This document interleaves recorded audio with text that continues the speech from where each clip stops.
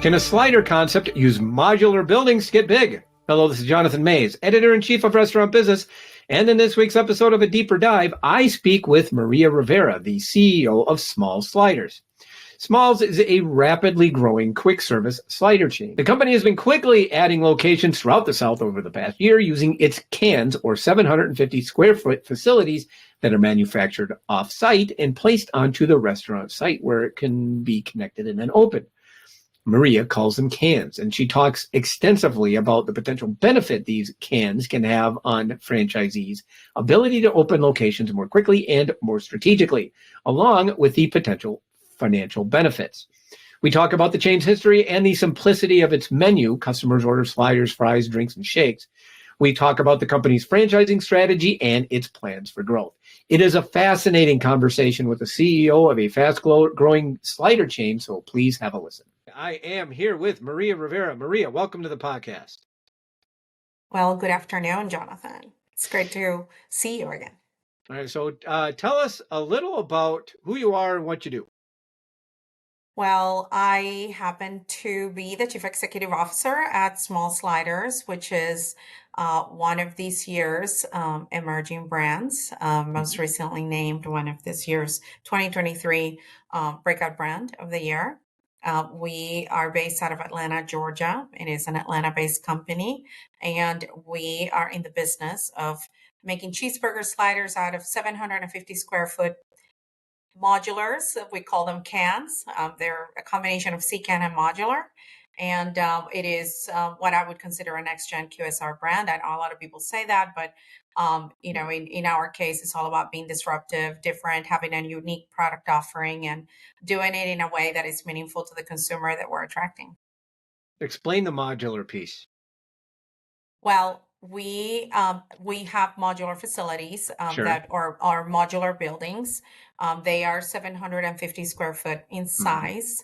We produce them in a manufacturing facility, actually 3 manufacturing facilities across the country, soon to be 4. And we bring them with restrooms and partial kitchens and all of that completely done into a finished pad. And we lift them up in the air.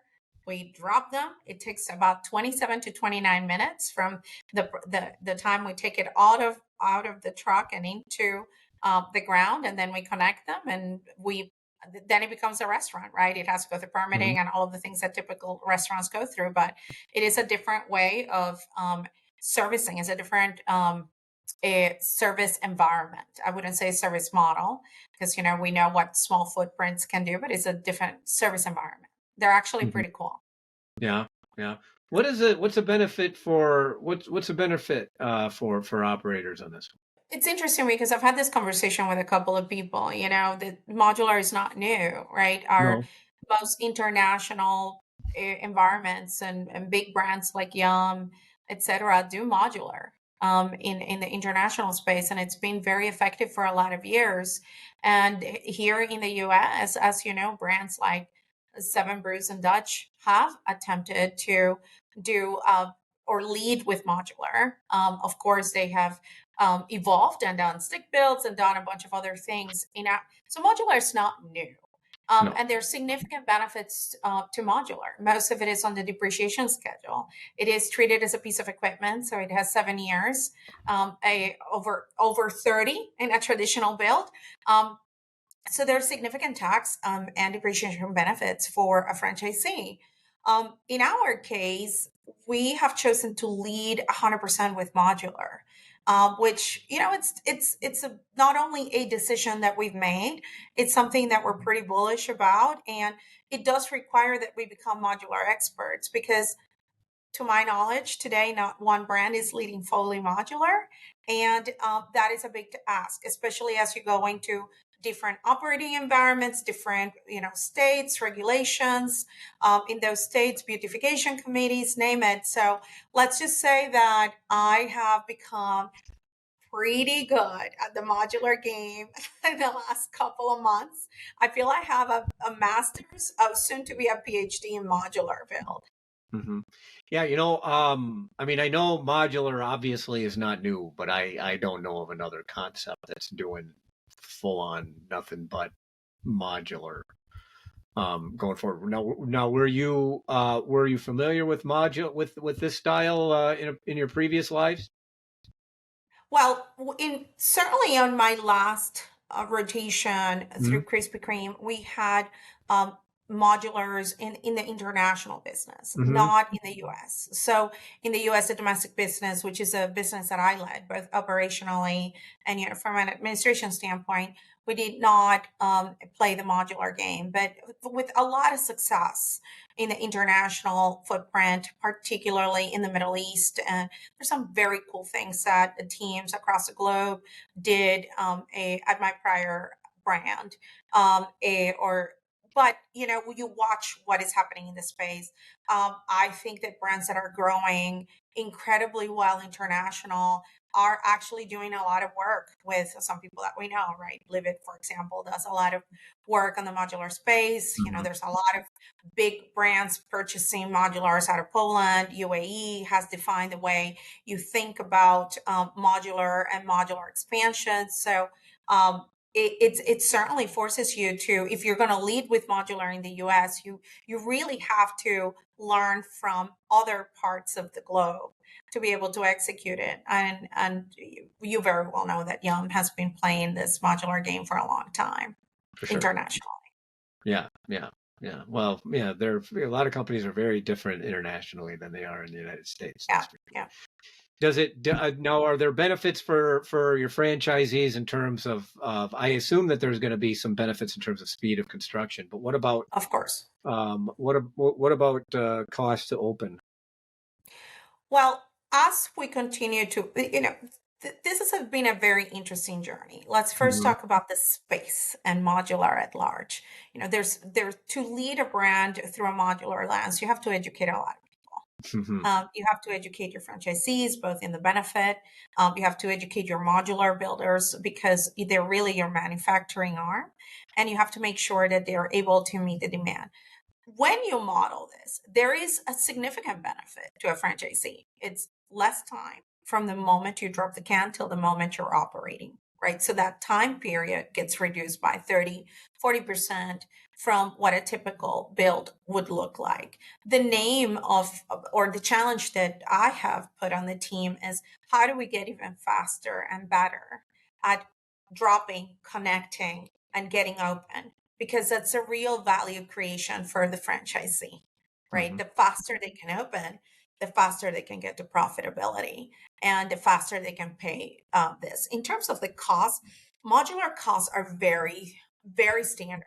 A Dutch, a Seven Brews, a small sliders, they're all going to cost about the same. And I think we all face the same challenges. How do we get modular to do what it needs to do for us? Meaning, get the cost, metal, cost of the pad, all of that to not suffer as much inflation as it has most recently, particularly cement. You would think we're dropping gold on the ground. But um, farther out is how do we make this modular environments to be more the norm and less customized? So, I think some brands have done an incredible job saying, okay, well, I'm going to choose to build it myself. Dodge decided to go down that path a couple of years ago. That's not where my headspace is at. I don't want to absorb that part of the business, at least today. I do think that vendors make or break the program at smalls, and if we find the right people that can help build modulars for us the right way, and it's not just 3 modular builders, it could be up to 6, then we can get to market faster. The Mm-hmm. other cool thing is that you can have 2 to 3 developers in a particular state dropping simultaneously. And it allows you to control your market entry better. You're not waiting on the next region. You can map out the way you're selling your markets and the way your development happens. So then you can maximize your market entry dollars. So when you model that, which is a lot of project management, when you model that, it's actually pretty cool to see it all come to life. You also are able to drop more units in a year. We started our franchising journey last April, and we will everybody knows because I've made it public that we have over 125 units already under development. We will close the year above 150, not even a full year of franchising, all multi-unit deals, 6 to 8 units, nothing larger than that. So we can control the number of developers that are entering states and that are dropping simultaneously so we can maximize our marketing and brand awareness dollars on behalf of the franchisee. Hmm. So one of the things that we have learned is that as we continue to drop cans simultaneously, we are able to then be more comfortable with how many states or how many markets we're selling at the same time. Like, for example, when I chose to open Texas, which I didn't want to open at the very beginning, I think I've also said that publicly, we chose to sell in pods. Houston, Dallas, Austin, we have over 35 cans under development just in Texas alone. And it allows us to bring those markets up in a cohesive way, one after the other next year, and commit to more openings. We will drop over 40 units next year. Really? So let's say so when you open, like, say, the Dallas market, just to say an example, you were able to open how many of these at the same time because you were able to. Yeah, you can open, if you have the real estate, you can open 2, 3, 4, because you can manufacture them, have them sitting there, and they arrive, literally on a flatbed, and we drop it, and then simultaneously you're open the market. So you have less variability and you can control that. Of course, not without a lot of project management. It sounds easy. There's a lot of mechanics. There's 2,600 lines behind every single one of these cans, but it allows you to control your development and take more ownership on how you want to drive entry to market, which is very critical for a brand. I do think that if you're not disciplined in how you enter markets, you can dilute yourself. Mm-hmm. Mm-hmm. What about the lifetime? How long do these things last? All they have all the warranties that you want them to have. Of course they last, 20 plus years, but Mm-hmm. we are absolutely making strides in defining what next level modular looks like. One of the things we've challenged ourselves for next year is to drop a full kitchen, not have to wait for vendors to come in and install kitchen, like add modular facility, have our kitchens installed, and then come in fully ready to just do minimal hooks and even reduce our time to open by an additional 25%. Um, that sounds really cool. I can tell you that there's an army of people working on that, but it's a good enterprise problem to solve for. And I would say, in a day in which the consumer is disrupting themselves at a faster rate that brands can shift and move, having this nimble approach to your business and operating model is such a cool thing to have to work through. And one of the things I personally challenged myself when I chose to take on this role was to stay really agile and nimble and build this Uber for capabilities model that was less about bureaucracy and more about how do we help the franchisee have their value creation faster while delivering on the brand outlook and brand promise. And that requires great operating brains and from all disciplines and a pretty innovative team to drive that forward. Mm-hmm. So, okay, so we end up spending the first half of the podcast talking about modular buildings, which I didn't expect. So, so let's talk a little bit about Small's background. Where could you tell me, give me just a little brief note of his history? Of course, 2019, Brandon Landry, which we all know and love, also created Walk Ons Sports Bistro. It came up with this idea. As the story goes, and I actually believe the story, he made the first slider in the back of his house in the kitchen, called Todd Graves, his dear friend. Hey, coming over. I think I have something here that is pretty cool. Todd gave his blessing. We all know that Todd Graves is like master and commander of all things one product brand and has done an excellent job at raising canes. And Smalls was born out of a trailer.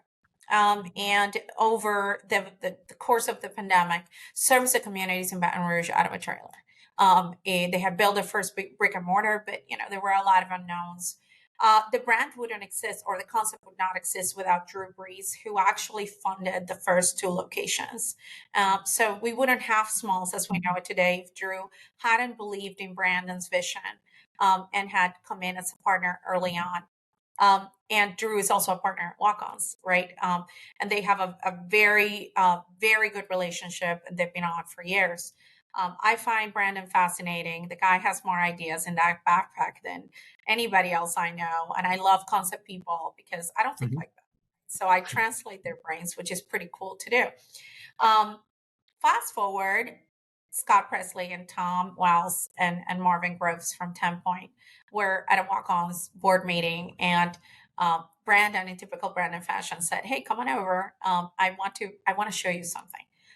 It wasn't a pitch. It was truly showing him the slides, showing them the slider. And 10 Point goes, "Okay, we don't do this, but we're going to come in and invest heavily and scale this brand." And what led on to next is, a national search for a CEO that believed in the journey, was crazy enough to lock arms and, go in and do this. And we met. We met many months before I decided to take on the role, and we had a lot of conversations about what this could look like. And for me, I've always wanted to do something from the ground up. It had to be something that I truly believed in. And as I was sitting outside of Blue Bonnet in Baton Rouge, Louisiana, watching that, 30 car stack that never stopped, and thinking, what in the world is in these cheeseburger sliders? I said, you know what? This thing has a lot of potential and a lot of legs. I think somebody needs to tell this story, and if we're gonna tell this story, it's gonna be me. Mhm. So, and then I met Biggie Smalls, which is my favorite slider, and there I was hooked. I do think we have excellent cheeseburger sliders, by the way, and I'm not just saying that. Having Mhm. been in one product brands for a long time, I have lots of opinions over. Mhm. Mhm. So, what is it? What do you think? What is it about the concept that you think gives it the potential to? You said it has potential. What is it about the concept that works? Well, it's different. It's uncomplicated. I think Operation Simple is hard, right? So there's nothing simple about short order cooking. I've said that before. That said, it's uncomplicated. It's, the consumer understands it. Where you're thinking about the user experience design, the customer journey design, it's very much something that you understand. You're either going to order a combo one, two, three, or four. You're going to get one slider, two sliders, three sliders, four sliders, drinks. You're going to get fries. You're going to queso. You're going to get smalls because we dunk our sliders in sauces, right? You can eat them that way. It's uncomplicated, it's small on purpose by design. There's no more than 18 items that you count. Yeah. You count in 30 minutes. And for those of us that have been in operations, counts in less than 20 minutes, in less than 30 minutes are a beautiful thing. You can manage your inventory well. It's an uncomplicated business model. And we attract a lot of generations, not just one. We know that our base is millennial parents, alphas, and Zs. And not a lot of brands are attracting alphas. We started our TikTok account because we had kids commenting on it all the time. They're little cheeseburger sliders, they're cute. So I think when you have something that resonates with people because it's uncomplicated, because it's approachable, because it's authentic, and then on top of that, it has a little bit of an attitude. That's sort of David and Goliath story. I think that's prime. That's a brand that can disrupt if you can operate it well, and if you can actually be disciplined enough to not get caught in the game of, do you want chicken sliders? Do you want pork sliders? Right? So simple actually is very much a brand filter that we use, and I'm not even going to tell you how difficult it is to land the simple filter all the time as we're making decisions for the brand. Yeah. Yeah. Yeah. I'm looking at the menu right now, and I mean, it kind of looks like I mean, you can kind of tell Todd Graves' fingerprints on this a little bit. Well, I think Brandon will tell you that too. Yeah. Obviously it's there is something to be said about simplification and being bullish about it. It's what I love is that it stayed true to who what Brandon is. He ate the only thing he ate as a kid was cheeseburgers. So it's where he wanted to go with his parents. He comes from a small town in Louisiana. He was a picky eater. So for him to then create this beautiful puck that is, you smash and you actually, a lot of people, I mean, burgers is one of the most loved foods in America, but to have them to be small and to be full of punch and flavor, I think that's very, very cool and very promising. It's very filling. Two of those things are quarter pounder. So I would say that it's an uncomplicated menu that yeah, all great brands that have started in Louisiana have uncomplicated menus. Yeah, I've said this before. I'll say it again. My general view is that the U.S. restaurant business is sort of demassifying, which means that the U.S. consumer is not really interested in going to one concept for 8 different things. I don't necessarily want to go to a burger restaurant and get a fish sandwich. I want to go to a burger restaurant and get a burger. I want to go to a chicken restaurant. I want to get chicken. I mean, there are some exceptions, like McDonald's, I guess, is an exception. But McDonald's sells convenience as much as anything else. Correct. And I think this idea to me of a very simple menu is like really appealing. As long as it's something that people will eat enough of, which I guess is a Correct. pretty key point. And there's no particular reason why they wouldn't eat sliders all the time. It's been a very much when you stay open to understand your consumer insights and your analytics and listening intently to your consumer and having some humility as you're doing that, you learn very quickly what people want. I get asked this question all the time is, do you think there's enough white space in the burger category? Mhm. Our AUVs seem to say so. So, people want a great product. And if it is delivered well, cooked well, if the brand makes you feel something as you're experiencing it, they're gonna come and they're gonna buy your product. We open locations with miles wrapped around the building. And I've worked in brands that have, wrapped drive-throughs. It's humbling to see how people like get so excited about the orange can dropping and then 6 weeks to 8 weeks later going to the same drive-through where they saw the can dropping and having a cheeseburger slider, and they're again, we dunk them. So it is very much about cheeseburger sliders, fries, milkshakes, smoss, which is a proprietary item for us, and queso. And who would have thought that dunking cheeseburger sliders and queso would be so popular? We also do fried small sways, which is we put smalls on queso, and those things are so good. So it's been fascinating to understand what the consumer wants from us. When I ask guests what the smalls mean to you, I hear so many cool things, and most of them are centered around I just want to hang under the canopy with my kids and just have a great meal and not think.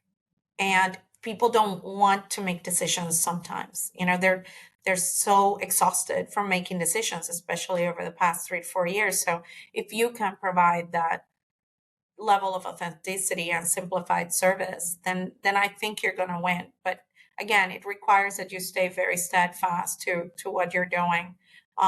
Because I've also led in organizations where you take a detour and then it's not a fun thing to work through. Mm-hmm. Why did you decide to franchise this concept? Strictly because of the value creation model. I Mm-hmm. will tell you that if I was a franchisee, I would personally do this because it's straightforward and it's if you follow the program, and we disclose, by the way, our performance, and we are very transparent with our franchisees once they sign and they have an NDA. If you follow the program, you will make money. And, we would have to, of course, mess it up, and hopefully we won't do that. But, that's why we have to be so strict about our food's quality. And we got to make sure that, our food safety is top of mind because we're on beef product. If you actually follow the program, and we do our job on your behalf, if we drive traffic to your location, if we drive the right level of technology and leapfrog innovation that you need to run less labor, if we really continue to optimize the way we take a can from 2 million to 3 million, then you are going to have a good day in the neighborhood as a franchisee, and you can start making money immediately. It is also a very big decision for a CEO because you are choosing to put the brand in the hands of developers from day one.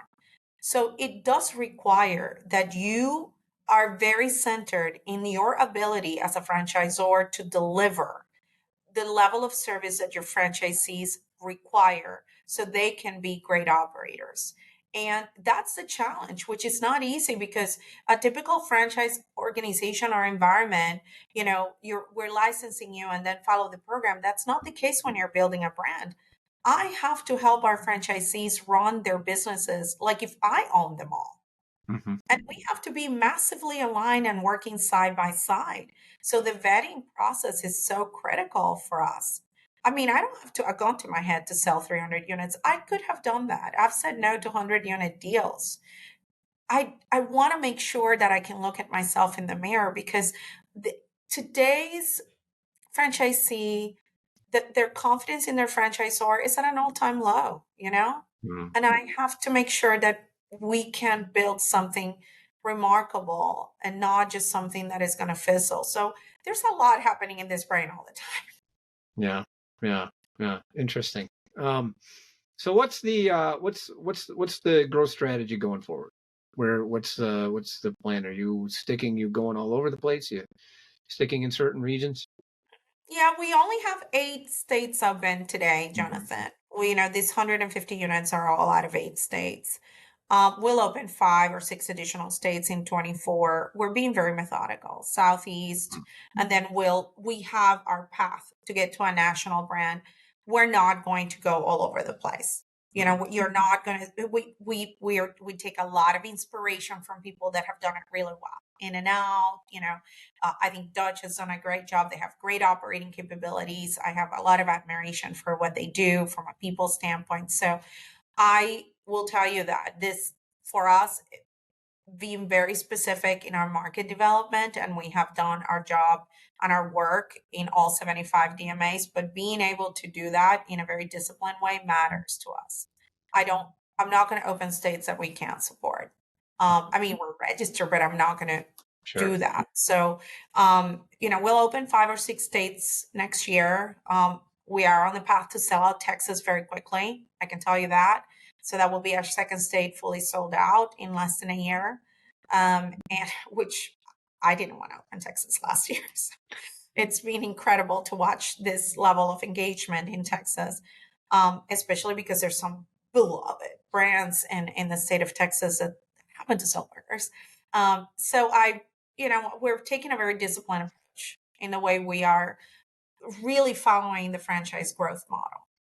We're also going to build some company cans. We need to build some so we can test, measure, make sure that we are holding ourselves to the same standard that we hold our franchisees. But this is primarily going to be a franchise business. Mm-hmm. All right, awesome. I always think interesting that a brand that got started in a trailer is expanding with modular units. Well, it's I think it's cool. You never know. You could see mobile cans in the near future. Never know. Maria, this is great. Really appreciate you joining me on the podcast.